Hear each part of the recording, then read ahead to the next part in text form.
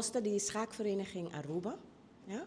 Sakita nos schaakclub, nós agradeci Masha Opimes, Carmichael Becker, presidente do Centro de Bairro Dakota, que abre porta para nós, que nós temos locatie, local número 4, aqui na nós trein tour de Sabra, tour de Mars e tour de Webs.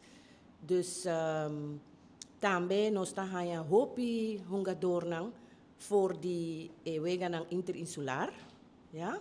Ora kun ang klake wegan ku Ibiza ta organizar, nan tabing automaticamente schaakclub.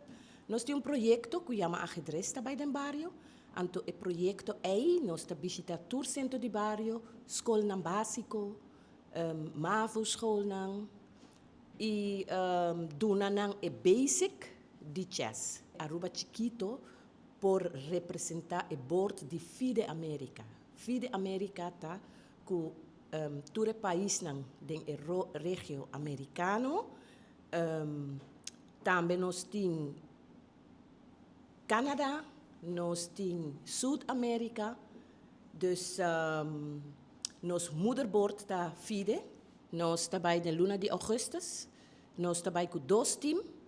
Dus team oficial e team não oficial. Eta será 2 feminina, 2 masculino e não oficial tá 3 masculino e 1 feminina. Com 2 captain. Nós trabalhando em Barranquilla, Colômbia, para Youth World de 16 anos. Quantos membros você tem em total?